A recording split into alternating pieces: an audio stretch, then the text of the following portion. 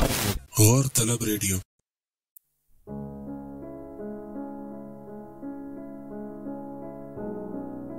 صحن کو ابھی ابھی ماسی دھو کر گئی تھی۔ اماں کے سجائے ہوئے گملوں پر بہار آئی ہوئی تھی اور انگور کی دیوار پر چڑھی بیل پر خوش رنگ شگوفے کھل رہے تھے۔ گملوں کو پانی دیے جانے اور صحن دھلنے سے گیلی مٹی کی سوندھی سوندھی خوشبو چاروں طرف پھیلی ہوئی تھی۔ امبر کو یہ خوشبو ہمیشہ سے کتنی اچھی لگتی تھی۔ اس نے لہلہاتی بیل کو دیکھتے ہوئے ایک لمبی سانس اپنے اندر اتاری۔ آپا اس کے پاس آ کر دھپ سے بیٹھ گئیں۔ اس نے چونک کر انہیں دیکھا۔ وہ پھر امید سے تھی۔ بڑی سی چادر میں لپٹے ان کے وجود کو جیسے کسی نور نے اپنے حالے میں لیا ہوا تھا۔ چہرے کی جلد دمک رہی تھی اور آنکھوں میں سکون اور اطمینان بھرا تھا۔ چلو اب سکون ہوا۔ عمیر کو نہلانا تو اتنا بڑا کام ہے کہ ہو جائے تو سمجھو کہ مار کا مار لیا۔ انہوں نے چادر کے کونے سے پسینہ پونچھتے ہوئے اپنے مخصوص ہلکے پھلکے لہجے میں کہا، بتا آئیں بینا کو کیا بنوانا ہے؟ تخت پر بیٹھی اماں نے کھلے پاندان میں رکھی چھالیاں کترتے ہوئے پوچھا، ارے بتانا کیا ہے اماں؟ اسے بھی معلوم ہے کہ معین کیا کھاتے ہیں۔ قسم سے وہ تو مہینوں مسالے دار بریانی کھاتے رہیں تو بھی ان کا دل نہ بھرے، اور وہ بینگن کا رائتا جس کے بغیر اس بریانی کا حلق سے اترنا مشکل ہے۔ بس یہ دونوں چیزیں میز پر ہوں تو پھر مزید یہاں وہاں نہیں دیکھتے ہمارے میاں جی۔ اپنے میاں کا ذکر کیسے پیار سے کیسے اترا کر کیا تھا آپا نے۔ اسے معلوم تھا کہ رات کو جب وہ کھانے کی میز پر بیٹھے ہوں گے تو اپنے کھانے سے زیادہ معین بھائی کو آپا کی فکر ہوگی۔ بار بار پوچھیں گے، بار بار چیزیں ان کی طرف بڑھائیں گے۔ مہناز کھانا کھا رہی ہو کہ سونگ رہی ہو؟ بھئی کھانا اتنا مزیدار ہو تو اس کے ساتھ پورا انصاف ہونا چاہیے، کیوں بھائی؟ اور آج کل تو ویسے ہی ان کی جان آپا میں اٹکی رہتی تھی۔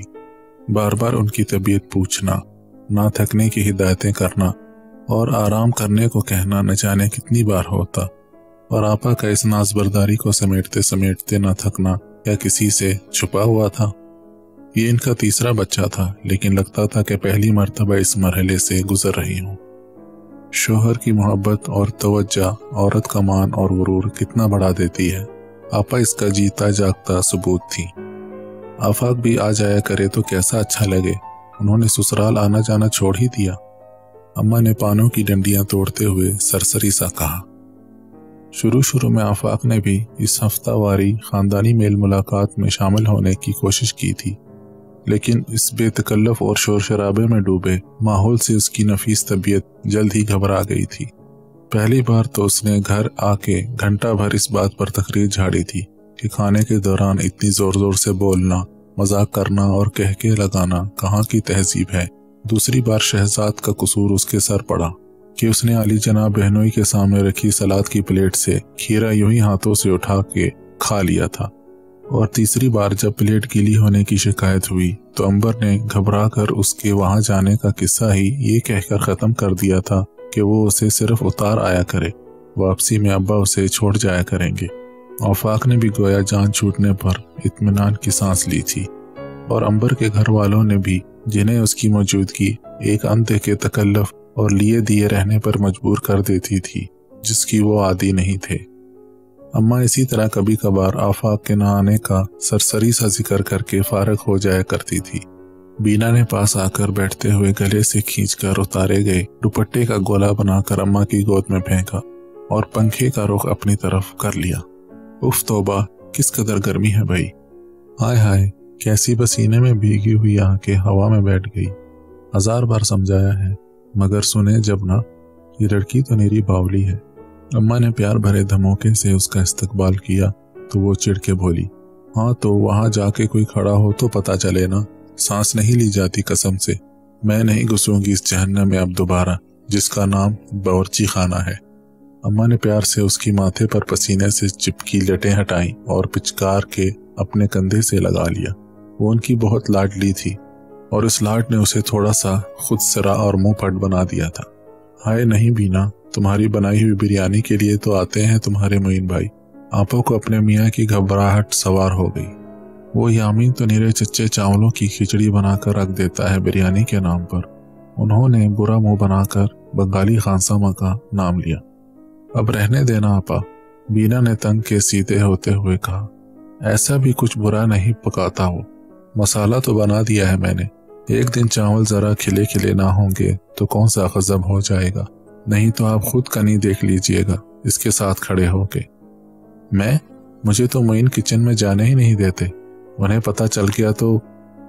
آپا نے کچھ ایسے ڈر کے کہا جیسے معصوم سے معین بھائی خبر ہو جانے پہ واقعی نہ جانے کیا کر بیٹھیں گے۔ اوفو، توبہ ہے بھائی، آپ دونوں بھی نہ، بس تیسرے میں یہ عالم ہے خدایا۔ وہ بھی آج کچھ زیادہ ہی جھنجھلائی ہوئی تھی۔ آپا کا چہرہ اتر گیا۔ ارے اماں نے پھر اسی بناوٹی سرزنش سے کام لیا جس کا اس پر رتی برابر اثر نہ ہوتا تھا۔ بہت زبان چلنے لگی ہے تمہاری۔ وہ پاؤں پٹخ کے جھٹکے سے کھڑی ہوئی۔ اچھا، مجھے نہیں معلوم، میں تو نہانے جا رہی ہوں۔ اماں، آپ نے بہت سر چڑھا لیا ہے اسے۔ امبر نے دور جاتی بینا کو دیکھتے ہوئے پہلی مرتبہ زبان کھولی۔ جو اس کے منہ میں آتا ہے کہہ جاتی ہے، اور آپ ڈانٹنے کے بجائے اسے اور شیا دیتی ہیں۔ ہماری تو نہ پہلے مجال تھی کہ کسی بھی معاملے میں بلا ضرورت زبان کھولیں، اور نہ اب ہے۔ اے بی بی، رہنے دو، اپنے وقت میں تمہاری بھی خوب تو چلتی تھی، یہ تو شادی کے بعد سم بکم ہو گئی ہو تم، میں دیکھ رہی ہوں۔ اماں نے اسے گھرک ڈالا۔ واقعی اماں کہہ تو ٹھیک ہی رہی تھی، وہ بدلحاظ یا بدتمیز تو نہیں تھی، لیکن مزاج کی تیکھی ضرور تھی۔ کوئی بات اگر پسند نہ آئے یا خلاف مرضی ہو تو بول اٹھتی تھی، لیکن اب اس تیکھے پن کو آفاق کے زبردست پن نے سلا دیا تھا۔ اس نے امبر کو خاموش رہنا اور برداشت کرنا سکھا دیا تھا۔ اس وقت بھی وہ چپ کی چپ رہ گئی۔ تھوڑی دیر آس پاس صرف ہوا سے اٹھتے پتوں کی سرسراہٹ چھائی رہی۔ اچھا چلو، بچی ہی تو ہے، اتنا خیال بھی تو کرتی ہے تم لوگوں کا۔ اب ایک دن ذرا گرمی سے ہلکان ہو کر کچھ کہہ گئی تھی تو ایسا کیا غضب ہو گیا؟ پل بھر کا غصہ ہوتا ہے اس کا، ابھی سب بھول بھال کے آ جائے گی دیکھنا۔ تم لوگ بھی ذرا سی بات کو دل پر نہ لیا کرو۔ اماں نے پاندان کا ڈھکن بند کرتے ہوئے آپا کو کنکھیوں سے دیکھتے ہوئے کہا۔ امبر نے بڑی بہن کی طرف دیکھا جو خواہ مخواہ چادر کے کونے سے دھاگے نوچ نوچ کے اسے ادھیڑے لے رہی تھی۔ تو آپا، کوئی نام وام سوچا آپ نے؟ اس نے ماحول کا کھچاؤ کم کرنے کو خوشباش لہجے میں پوچھا۔ نام نہیں، ابھی تو بہت وقت ہے، لیکن سوچے بھی جا سکتے ہیں۔ میں نے کچھ سوچے تھے، تم نے کوئی نیا نام سوچا ہو تو بتاؤ۔ وہ بھی آپا ہی تو تھی۔ ایک لمحے پہلے کی قدورت بھول بھال آنکھوں میں چمک بھر کے انہوں نے کچھ نام بتانا شروع کیے۔ امبر مسکرا مسکرا کے سنے گئی۔